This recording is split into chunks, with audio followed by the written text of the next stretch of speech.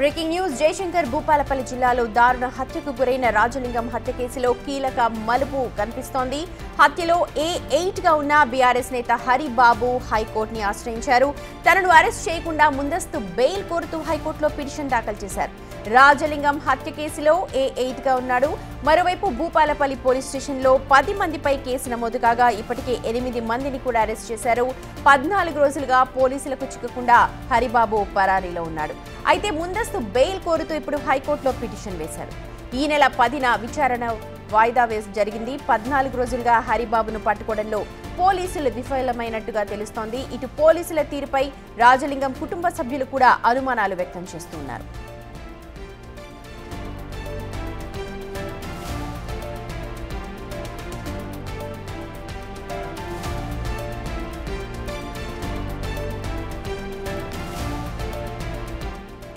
మా ప్రతినిధి వేణు ఉన్నారు అప్డేట్స్ అందించడానికి. వేణు, 14 రోజుల నుంచి తనని పట్టుకోలేకపోవడం పోలీసుల వైఫల్యంగానే చూడాలా? ఏం చెప్తున్నారు దీనిపైన పోలీసులు? ఇవాళ ముందస్తు పిటిషన్ బెయిల్ కోసం అప్లై చేస్తున్నారు.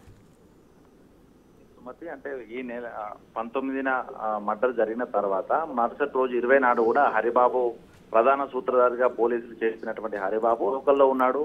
అందులోనూ డిపార్ట్మెంట్ చెందినటువంటి ఒక వ్యక్తికి సంబంధించిన ఫంక్షన్ కూడా అటెండ్ అయ్యాడు. ఆ తర్వాత నుంచి ఆబ్స్కాండింగ్ లో ఉన్నాడు. అయితే దాదాపు వాటికి 15 రోజులు కావస్తుంది. అయినా కూడా పోలీసులు హరిబాబు కీలక సూత్రధారి, తాను మర్డర్ చేసే ముందు తాను ఓకే అంటేనే నిందితులంతా కూడా రాజలింగం హత్య చేశారు. ఆ తర్వాత తాను కోర్టు ఖర్చుల కోసం మిగతా కేసు సంబంధించి కొంత అమౌంట్ హరిబాబు ఇవ్వడానికి వచ్చిన సమయం లోపల వాళ్ళు ఆ డబ్బుల కోసం రాగానే నిందితులను అరెస్ట్ చేశామంటూ కూడా స్వయాన భూపాలపల్లి ఎస్పీ కూడా మీడియా సమావేశంలో ప్రకటించారు. అయితే అప్పటి నుంచి హరిబాబు పోలీసులకు చిక్కకపోవడం, తాను తన టవర్ లొకేషన్ కావచ్చు మిగతా టెక్నికల్ డేటా ఆధారంగా చేసుకుని కూడా దాదాపు 2 వారాలు గడిచినా కూడా హరిబాబు దొరకకపోవడంతో 2 రోజుల క్రితమే రాజలింగం భార్య సరళ తీవ్ర ఆరోపణలు చేసింది. అసలు హరిబాబు బీఆర్ఎస్ నేత, అదేవిధంగా మాజీ ఎమ్మెల్యే గండ్ర వెంకట్రామరెడ్డికి ప్రధాన అనుచరుడు. సో హరిబాబు ఇందులో ఇన్వాల్వ్ అయినాడు, తానే కీలక సూత్రాన్ని పోలీసులు చెప్తున్నాడంటే దీని వెనుక గండ్ర వెంకట్రామరెడ్డి ఉంటాడు, తన వెనుక పార్టీ అధిష్టానం కేటీఆర్ కూడా ఉండొచ్చు అనేటువంటి అనుమానాలు వ్యక్తం చేసింది. ఇప్పుడు ఆ అనుమానాలు కూడా కొంత బలం చేకూరినట్లుగా అనిపిస్తుంది. ఎందుకంటే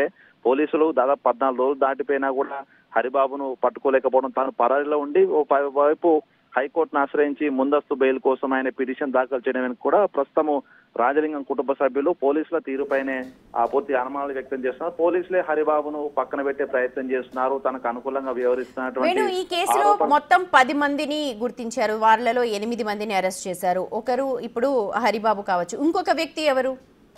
అంటే రేణుకుంట్ల కుటుంబానికి రాజలింగం మధ్య ల్యాండ్ గొడవ అని చెప్పిన వ్యక్తులు రేణుకుంట్ల కుటుంబానికి సంబంధించిన 5గురు, తన బంధువులకు సంబంధించి మరో 4, వీళ్ళంతా కూడా వీళ్ళ దగ్గరి బంధువులు, వీళ్ళంతా కలిసే హత్య ప్లాన్ చేశారు. అయితే దీని అంతా వెనుక నడిపించింది హరిబాబు అంటూ చెప్పారు పోలీసులు. సో అంటే హరిబాబుతో పాటుగా కూడా మరొక వ్యక్తి రేణుకుంట్ల కొమరేకి సంబంధించిన కుటుంబానికి దగ్గరి బంధువైనటువంటి అనిల్ మినహా మిగతా ప్రస్తుతం 8 మంది పోలీసుల రిమాండ్ లో ఉన్నారు. మొన్న 1వ తేదీన మరో 2 అరెస్ట్ చేశారు. మొదటగా 6 అరెస్ట్ చేయగా మార్చి 1 నాడు మరో 2 అరెస్ట్ చేశారు. ఇప్పటికి 8 మంది అయితే జైల్లో ఉన్నారు. కానీ ఈ రోజున హరిబాబు అనూహ్యంగా ముందస్తు బెయిల్ కోసం వెళ్లడం, పోలీసులు ఎందుకు పట్టుకోలేకపోతున్న వర్షనే తీవ్ర చర్చనీయాంశం అయితే.